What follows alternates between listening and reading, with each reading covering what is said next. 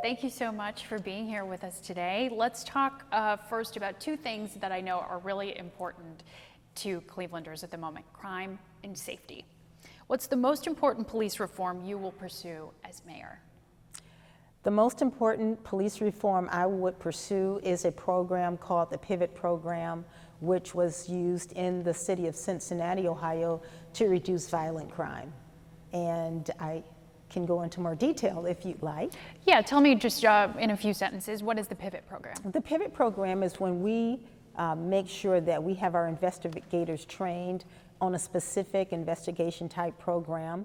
We will target the crime scenes in the city of Cleveland. We will go after organized crime, target their comfort spaces where they hang out at and do their business. We will target their private residences, as well as the property owners who are allowing crime to take place.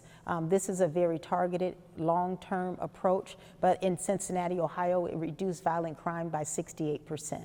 I think in addition to that, we must continue to have community policing within our city, and that will work in conjunction with the Pivot Program. Let's talk about the consent decree. Do you think it has achieved its goals? I do not think the consent decree has achieved its goals. I think we have a long way to go in making sure that our community is safe and that law enforcement officers are complying with every part of the consent decree. Talking about making residents feel safe, what will you do to make sure residents can feel more safe around the city? Well, I think one of the most important things we can do is figure out a way to get the guns off of our streets. That is a huge problem that I've been talking to residents about as I'm knocking on doors in the community. That's the first question people say: how can you get weapons off the street? The fact of the matter is, besides gun bag programs and targeting people once they commit a crime, the state legislature has basically strapped the hands of municipalities across the state of Ohio by preempting us from making any laws regulating weapons in this state. So as the mayor of the city of Cleveland, I will continue to advocate to my colleagues in the state legislature, as well as on the federal level, to ask them to tighten up the laws as it relates to weapons, the gun show loopholes, the bump stop problems that we have, as well as passing red flag legislation that will get weapons out of the hands of people who might have some type of mental condition going on temporarily. You mentioned community policing would be part of your approach. How about neighborhood police mini stations? Would you bring them back? When I was a child, we had neighborhood police stations, and that's how I first met police officers. When they would be walking the beat or sitting in their office down the street, we could knock on the door. They would hand us out candy or yell at us when we were doing something that we had no business doing. Yes, the neighborhood stations would be back, community policing would be back, because I want people to feel comfortable in their neighborhoods. And I know for a fact right now, many residents in the city of Cleveland do not feel safe in our communities. Was that part of what encouraged you to go down a career of law enforcement? Well, you know what? It was interesting. I wanted to be a lawyer, and that's why I started working in the field of criminal justice, because I believe you should understand every aspect, every level of a particular arena that you want to go into. And it's really just fascinating. I have been able to help so many people working as a corrections officer, probation officer, and a parole officer in this state. That's how I started, but I do believe that law enforcement is an admirable field, and we should be grateful for those individuals who continue to work in that space.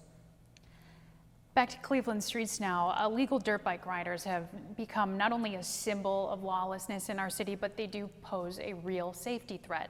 How would you plan to address that specific issue? Someone brought up to me the fact that we perhaps should license dirt bike riders in our community. License them like you have to have every other vehicle on the street.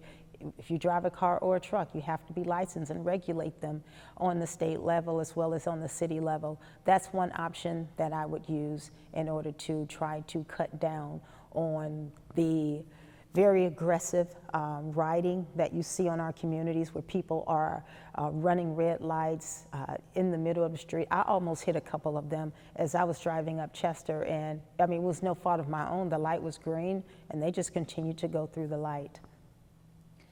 How about the chase policy? Do you support the city's current police chase policy? I do, yes. What's the single most important step you will take to combat rising violent crime?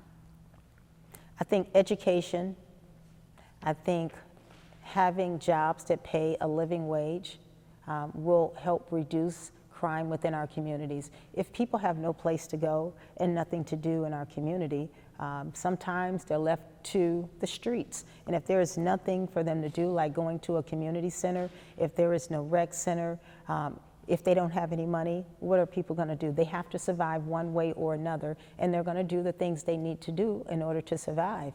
And hopefully, if I can provide them with a sound, quality education in the Cleveland Municipal School District or whatever school district they choose to go to, and a quality job, and I'm not talking about a job that pays them $8.35 or $10, because we all know that no family can live off of $10 an hour. You'd be working 2 and 3 jobs and still probably be on public assistance. So I'm talking about a real job that will give them an opportunity to survive.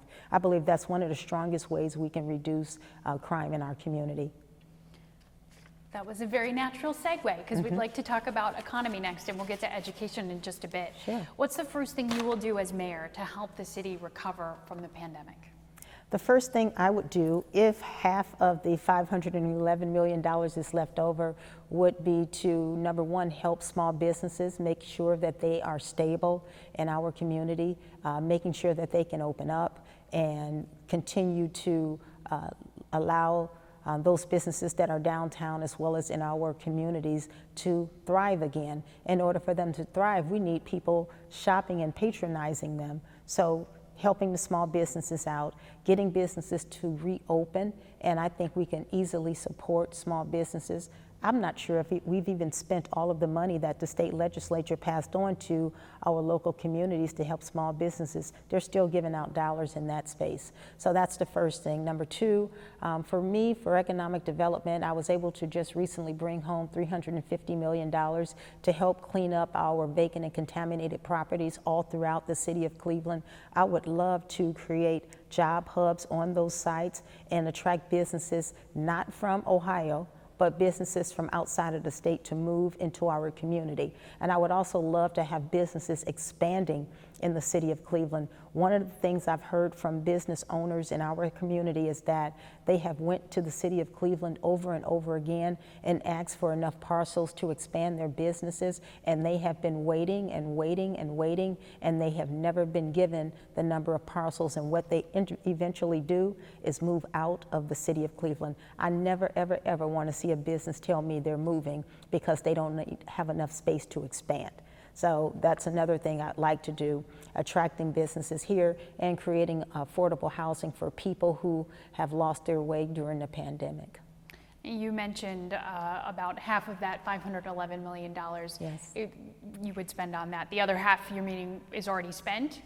Well, they have money that's supposed to be, half of it is supposed to be spent this year, and the other half is supposed to be spent next year.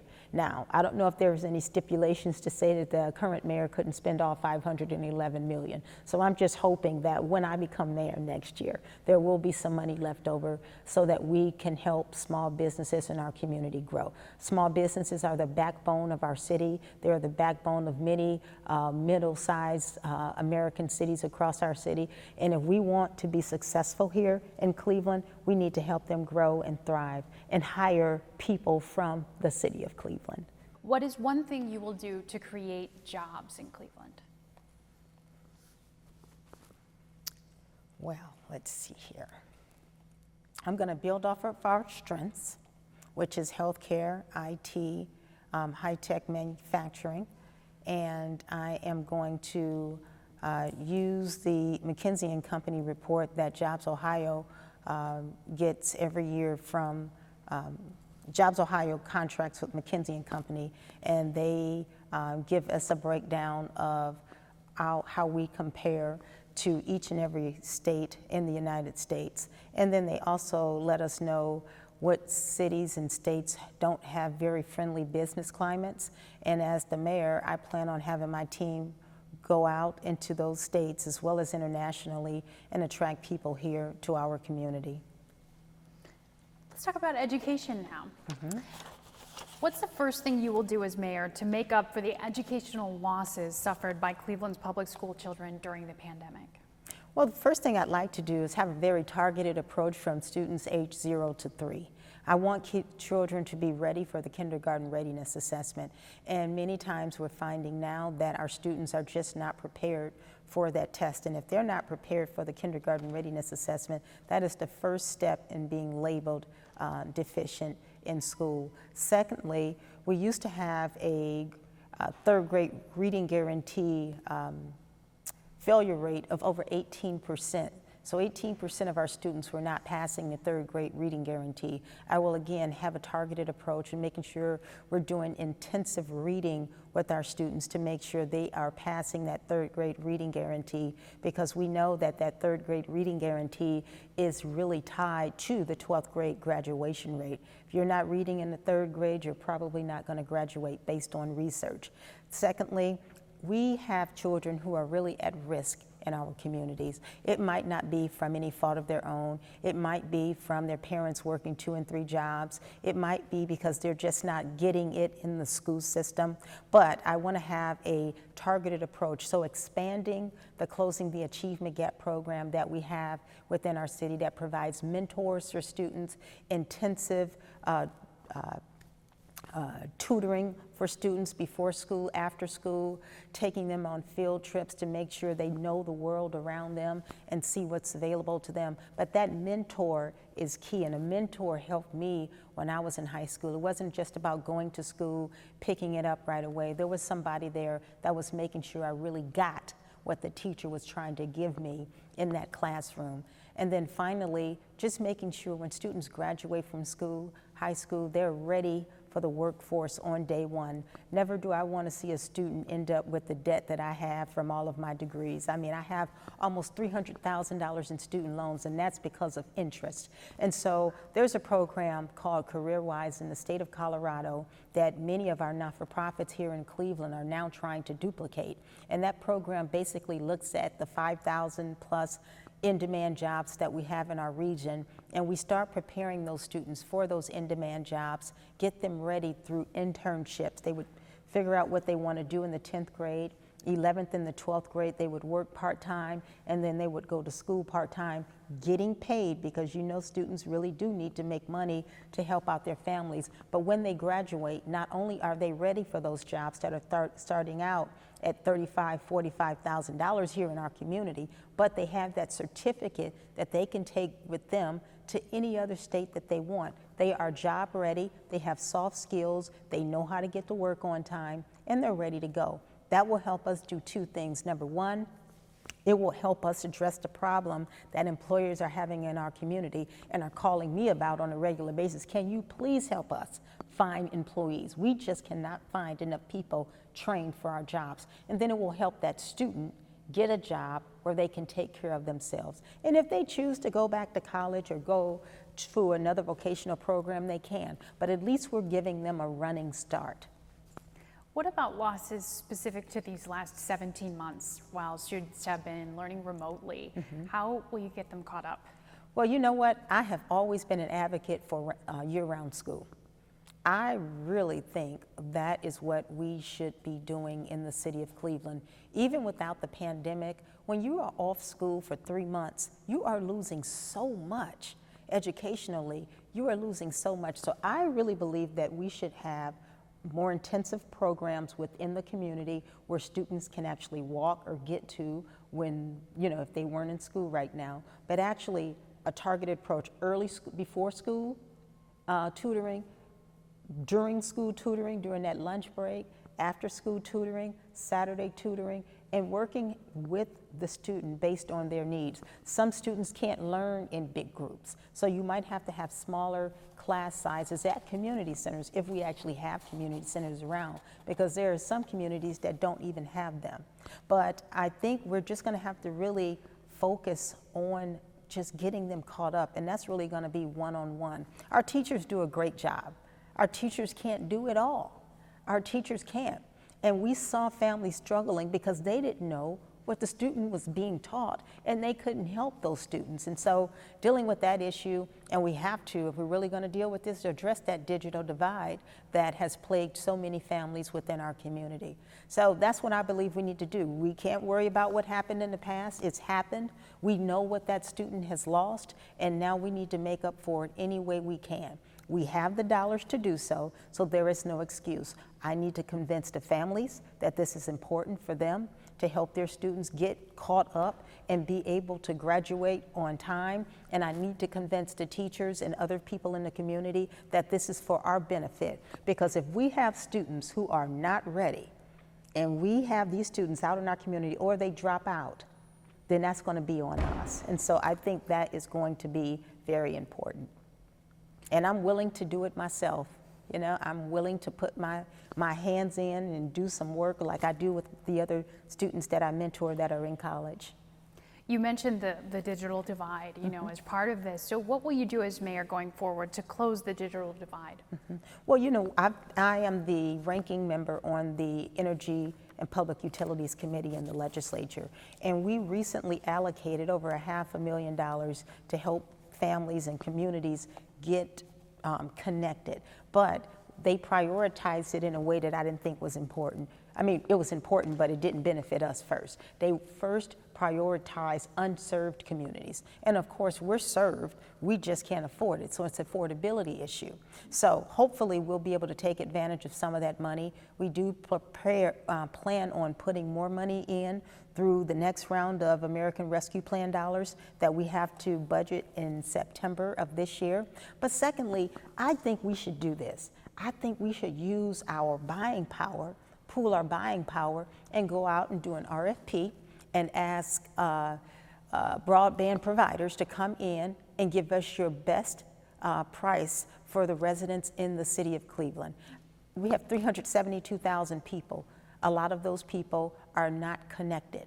And so if I can get all of those people connected by using our bulk purchasing power and get it at a rate of, say, $20 for a family, and perhaps even subsidize some of that, I think that's one way that we can reduce the cost and the burden of families within our community. And don't forget, the federal government right now has a proposal going through that would allow some type of rider on most of our bills, like they do for people who can't afford telephone service, like a USB rider. I think I said that right, USB, but it's a rider on a bill. And what it does, it pools all the money at the Public Utilities Department. And then that helps to reduce the overall rate for cost for people who are below income. But I really think that is the best way for us to go. I don't think the city should be in the business of owning a broadband company. I think the city of Cleveland should be in the business of governing and getting out of the way. That's a very interesting idea. Let's talk about some broad city issues now. Okay. One that has been in the news a lot of late. Do you support the public funding of the proposed renovation of Progressive Field? Why or why not? If I were the mayor right now or on city council, yes, I would support that proposal. I believe that we need to do all that we can to keep our the companies and sports teams in the city of Cleveland. If you look at the economic benefit that we will get from the investment in the Guardians field, that's about $3.2 billion. And you know, those $3.2 billion are not included in the annual budget of the city. So this is additional money that the city can use to help residents in the city of Cleveland. Two, I don't want to lose a team to another state or another city. So I want to keep the workers who are here working with living wage jobs. We are not ready to lose a job. We cannot take that. We have too many people unemployed in the city of Cleveland. And it's about the attraction of Cleveland to visitors. You know how many people we bring in that come in to go to the Guardians game or go to the NFL's game or the NBA's game? There are so many people who come to our city for the first time and they love it and they come back. We need to be working with Destination Cleveland and anybody who wants to do business in the city to help bring in resources that we need. And hopefully my goal is to attract them and make them stay. Once they see this beautiful city and see all that we have to offer and see our cost of living, I think I can hook them. Along those lines, we just saw new numbers out from the U.S. Census Bureau yesterday that showed that Cleveland lost about 6% of its population in the last decade. What's the most important action you can take as mayor to reverse that trend? Number one, I think we need to focus on our school system. Many of the people who have left the city of Cleveland have left because they don't believe our school system will prepare their children for a successful life. That's number one. I just had a couple of friends move to Georgia because of that very reason. Also, we need to look at economic opportunity for minorities in this city and make sure we're supporting minority businesses. People don't believe that the city of Cleveland does enough to not only attract, but help minority businesses succeed. So that's the other thing. And we gotta go back where we started, public safety. If everybody talks about the issue of public safety, but as I tell people, you know what?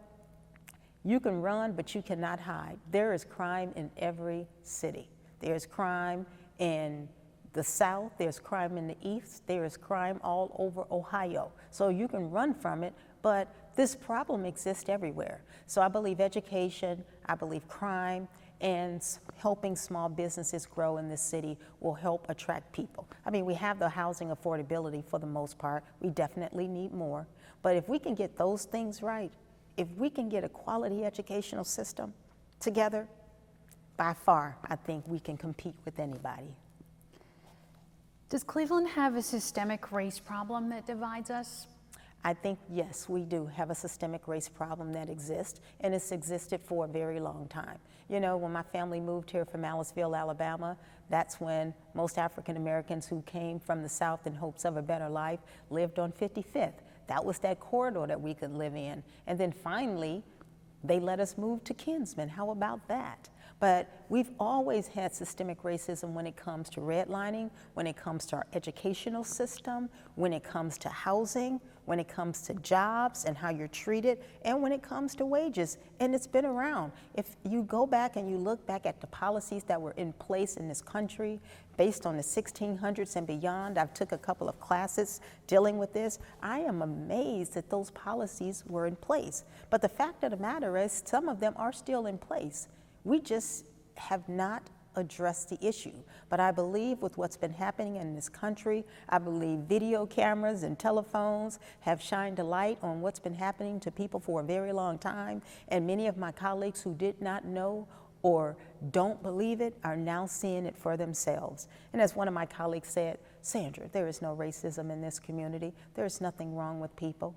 And then when I show you a video of a young kid walking down the street and having a gunshot to his head, you see it. You might not believe it, but you see it. When I take you into my community and I show you the way some people are living in my community, but yet then when I go over into the other part of the city of Cleveland and it looks like I'm in Solon or Orange, that is a shame. And that was intentional, in my opinion. But we have to do something about it. That's why you have to have leaders who know and understand that these problems are historic. They didn't just happen overnight, and some people are blind to them. But the fact of the matter is, if some of us don't have a come to Jesus moment, we're going to be dealing with them for a very long time. And the other thing is this, people aren't taking this stuff anymore. People are not taking the treatment that they have been given. And we're going to have to address these problems, or we're going to continue to have race problems in our community. How about healthcare equity? Healthcare equity, honestly, I don't think we have an equitable healthcare system. We have some of the best healthcare systems in the matter of fact, in the world. When I travel the world, people say, oh, I've been to the clinic, I've been to UH, and I'm looking at people in my community who live right down the street who can't even get in to see a doctor's appointment, or who are turned away because they cannot afford that copay. And I myself have been turned away. I myself have been treated unfairly when I went to the hospitals. And you see, this is the thing I try to do. Number one, I was elected by the people of the city of Cleveland and the suburbs to represent them. But I don't always go in as Senator Sandra Williams. I go in as Sandra Williams with some jeans and some tennis shoes on and my baseball hat. And let me tell you what happened to me recently, and I have a lot of stories. So I go in, I was feeling really bad, and I told the physician, what my symptoms were. And the doctor, first of all, he looked at me, he looked me up and down, rolled his eyes, wouldn't even look at me, number one. Then number two, I told him about the symptoms, and he said, there's nothing we can do about that. I've had those symptoms before, so I kind of had an idea of what it was. So he said, there's nothing we can do for you.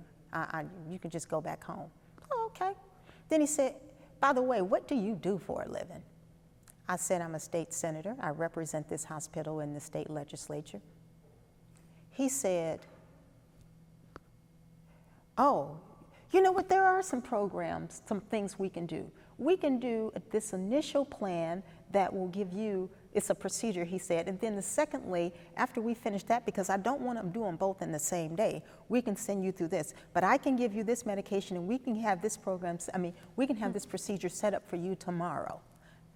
And he tried to get me to set up this appointment. Do you really think I'm going to let you have two procedures on my body when you just told me that there was nothing you can do for me? But when you found out my position, you all of a sudden knew. And I already knew these programs existed because this problem that I have has been going on for a very long time.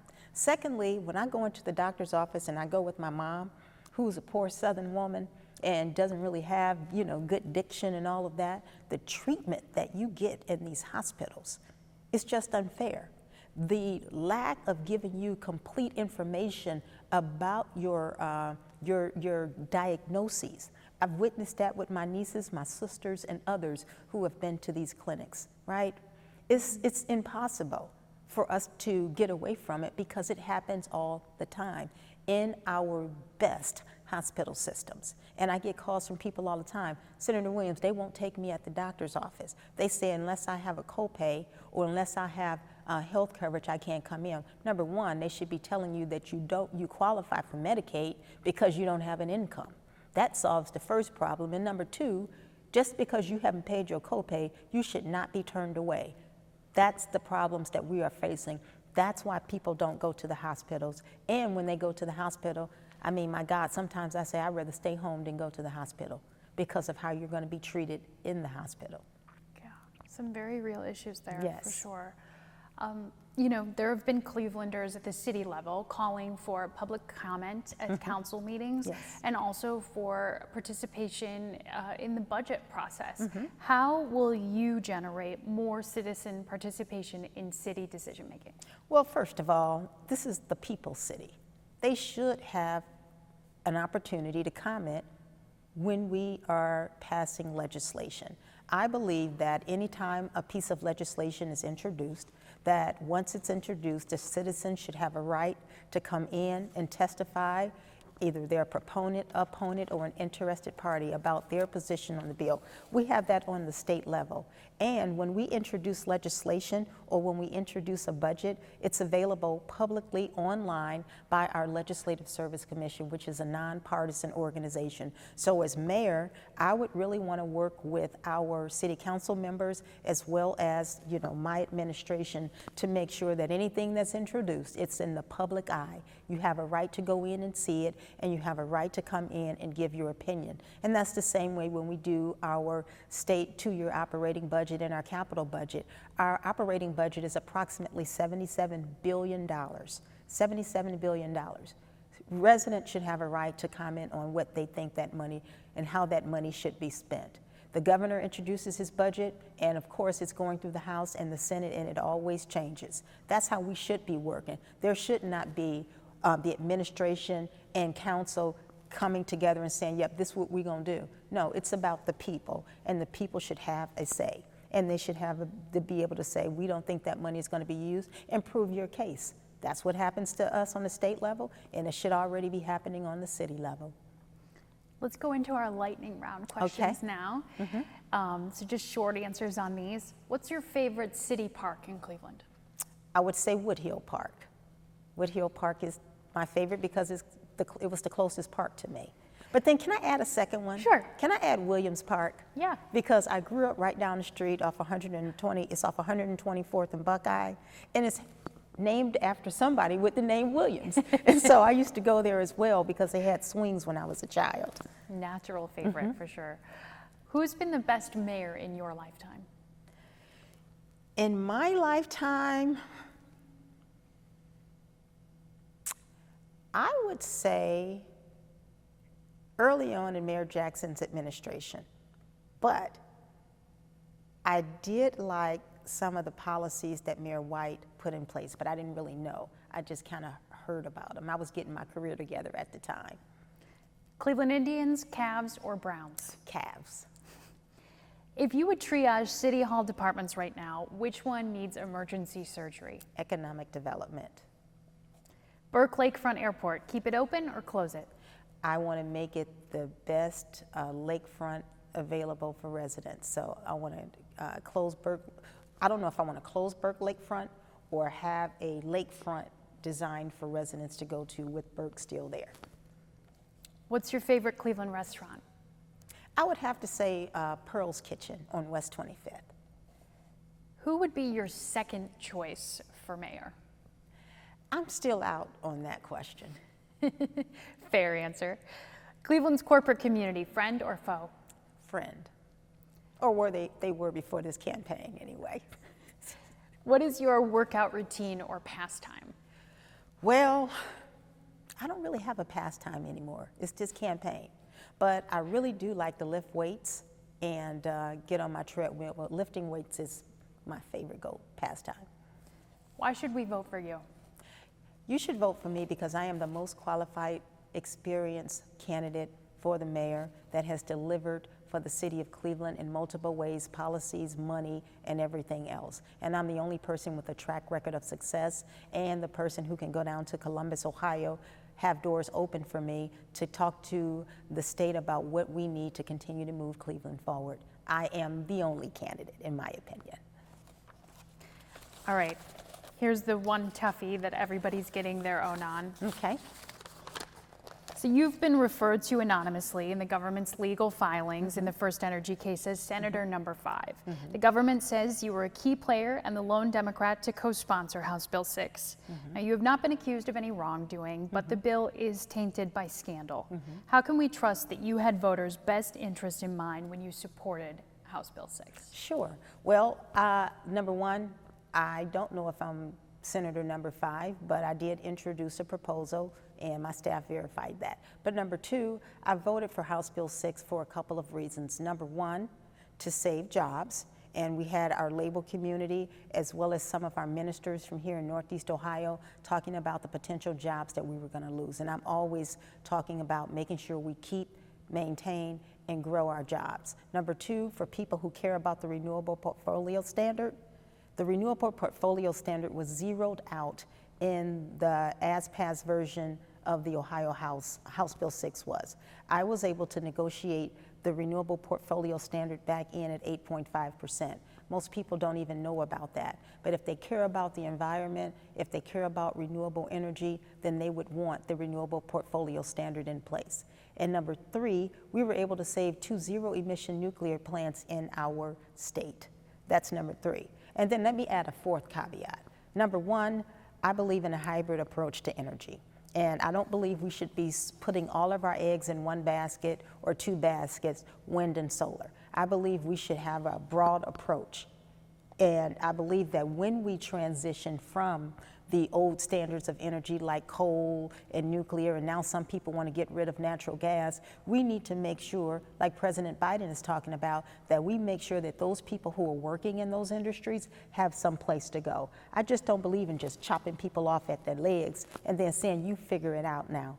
You figure out where you're going to go and get a job and take care of your families. So I believe this. The voters in the city of Cleveland should know that I always have their best interest in mind, and I would not do anything to harm them. And if that bill had not reduced the overall bill and saved jobs and saved our nuclear plants and given a renewable portfolio standard, then I wouldn't have voted for it.